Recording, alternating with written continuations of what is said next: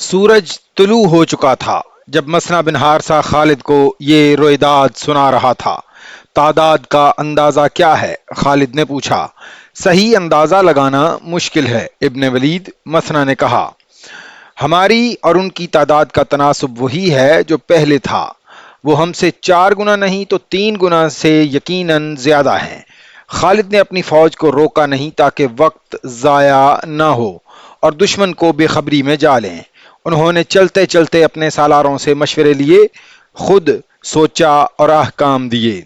ان عربوں کے متعلق آتش پرستوں کے سب سے زیادہ جرری اور تجربہ کار سالار ہرمز نے کہا تھا، یہ لوگ صحرا کے رہنے والے ہیں اور صحرا میں ہی لڑ سکتے ہیں۔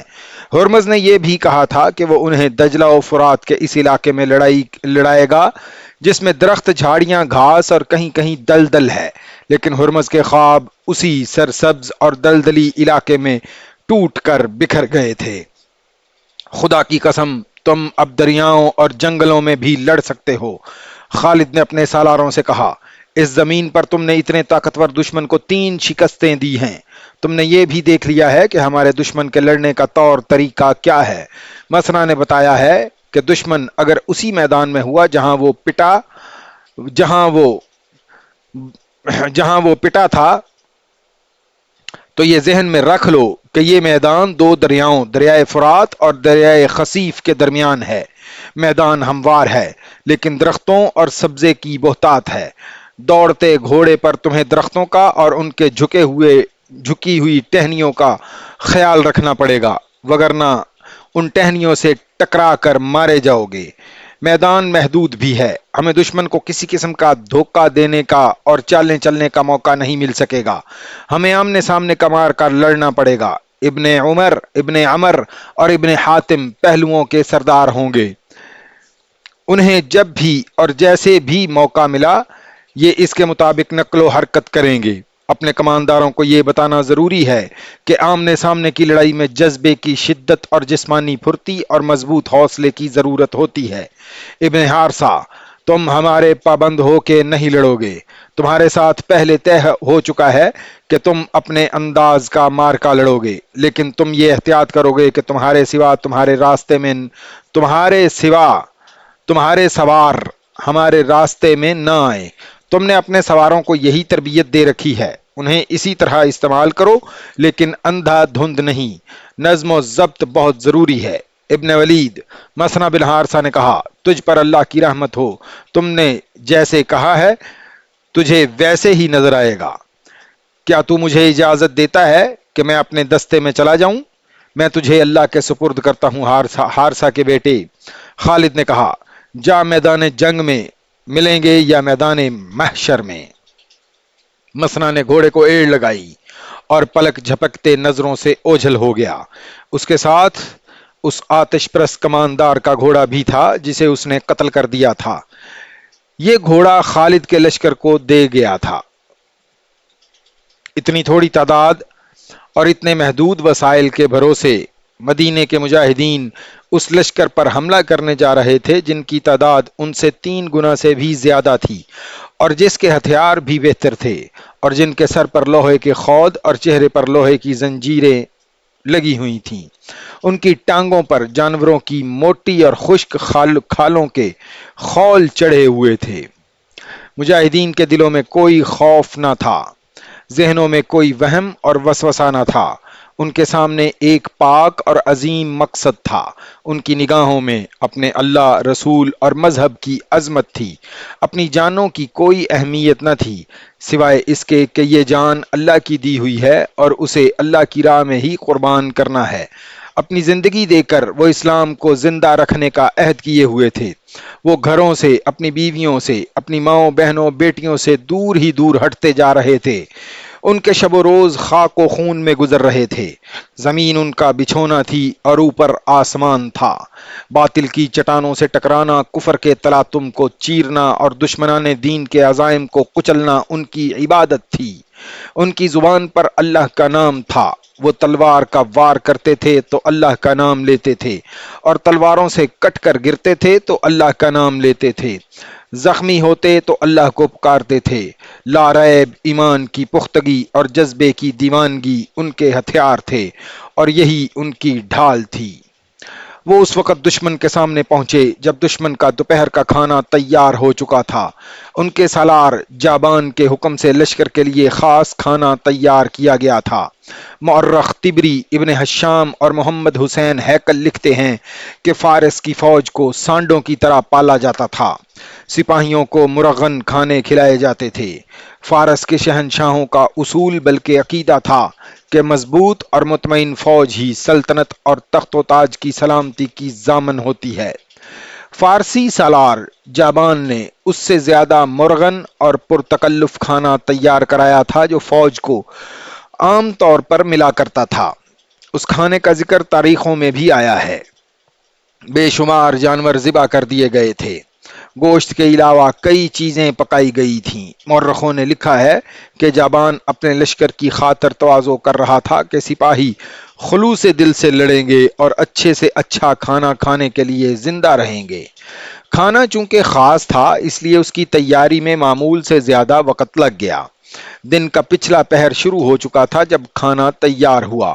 لشکر بھوک سے بیتاب ہو رہا تھا جب لشکر کو اطلاع دی گئی کہ کھانا تیار ہو گیا ہے اور لشکر کھانے کے لیے بیٹھ جائے۔ عین اس وقت پر گشتی سنتریوں نے اطلاع دی کہ مسلمانوں کی فوج سر پر آ گئی ہے۔ خالد اپنے اسی مقصد میں کامیاب تھے کہ دشمن کو ان کی آمد کی خبر قبل از وقت نہ ہو۔ انہوں نے دشمن کو بے خبری میں جا لیا۔ آتش پرستوں اور عیسائیوں میں ہڑبونگ سی مچ گئی۔ سالار اور کماندار چلا چلا کر دونوں لشکروں کو جنگ کی تیاری اور صف بندی کا حکم دے رہے تھے، مگر لشکر کے سامنے جو رنگا رنگ کھانے رکھے جا رہے تھے انہیں لشکر چھوڑنے پر آمادہ نہ تھا۔ طبری کی تحریر شاہد ہے کہ لشکر سے بڑی بلند آواز اٹھی کہ مسلمانوں کے پہنچنے تک وہ کھانا کھا لیں گے۔ بیشتر سپاہی کھانے میں مصروف ہو گئے۔ خالد کی فوج جنگی ترتیب میں بالکل سامنے آ گئی۔ یہ فوج حملے کے لیے بالکل تیار تھی۔ آتش پرستوں اور عیسائیوں میں وہ بھی تھے جو مسلمانوں سے شکست کھا چکے تھے۔ انہوں نے اپنی فوج کو مسلمانوں کی تلواروں اور برچھیوں سے کٹتے دیکھا تھا۔ وہ مسلمانوں کو دیکھ کر ہی ڈر گئے۔ کھانا چھوڑ دو، ان میں سے کئی ایک نے واویلا بپا کر دیا۔ ان مسلمانوں کو موقع نہ دو، کاٹ دیں گے، مار دیں گے، تیار ہو جاؤ۔ وہ کھانا چھوڑ کر لڑنے کی تیاری کرنے لگے۔ باقی لشکر اپنے سالاروں اور کمانداروں کا بھی حکم نہیں مان رہا تھا۔ وہ سب بھوک سے مرے جا رہے تھے، لیکن جنہوں نے مسلمانوں کے ہاتھ دیکھے ہوئے تھے ان کی خوف زدہ ہڑبونگ دیکھ کر سارا لشکر کھانا چھوڑ کر اٹھ کھڑا ہوا۔ مدینے کے مجاہدین آگے چلے گئے۔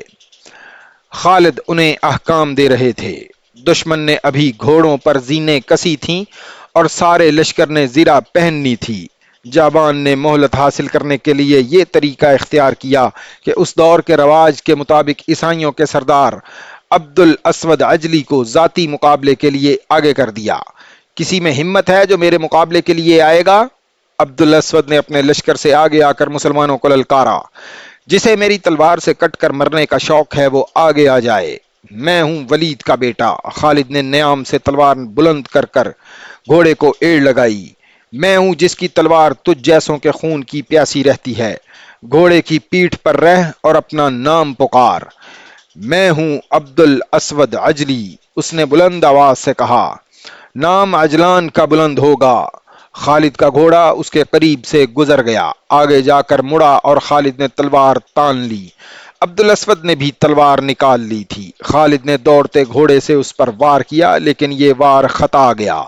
عبد الاسود نے بھی خالد کی طرح گھوڑا دوڑایا اور ایک بار دونوں سوار آمنے سامنے آئے۔ اب کہ عبد الاسود نے وار کیا، خالد نے وار اس طرح روکا کہ ان کی تلوار عبد الاسود کی تلوار کے دستے پر لگی جہاں اس عیسائی سردار کا ہاتھ تھا۔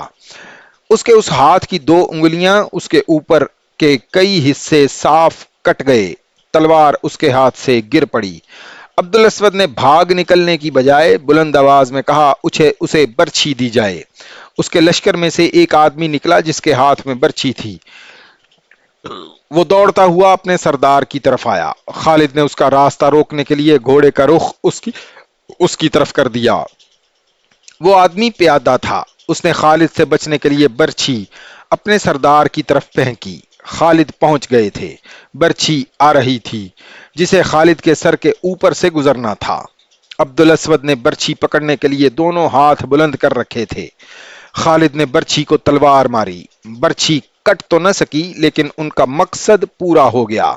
برچھی راستے میں رک گئی اور گر پڑی۔ خالد نے گھوڑے کا رخ عبد الاسود کی طرف کر دیا۔ اب یہ شخص وار سے صرف بچ سکتا تھا اور وار کو روکنا اس کے بس کی بات نہیں تھی۔ خالد نے بغرض تماشا اسے ادھر ادھر بھگایا۔ ابن ولید، خالد کے ایک سالار نے بلند آواز میں کہا، اسے ختم کرو، دشمن تیار ہو رہا ہے۔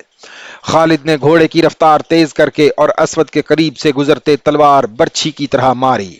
عبد الاسود نے گھوڑے کے ایک پہلو پر جھک کر بچنے کی کوشش کی لیکن خالد کی تلوار اس کے دوسرے پہلو میں اتر گئی۔ عبد الاسود سنبھل گیا لیکن وہ بھاگا نہیں۔ خالد نے اب پیچھے سے آ کر اس پر ایسا وار کیا کہ اس کی گردن اس طرح کٹی کہ سر ڈھلک کر ایک کندھے پر چلا گیا۔ گردن پوری کٹی نہیں تھی اور وہ لڑک گیا۔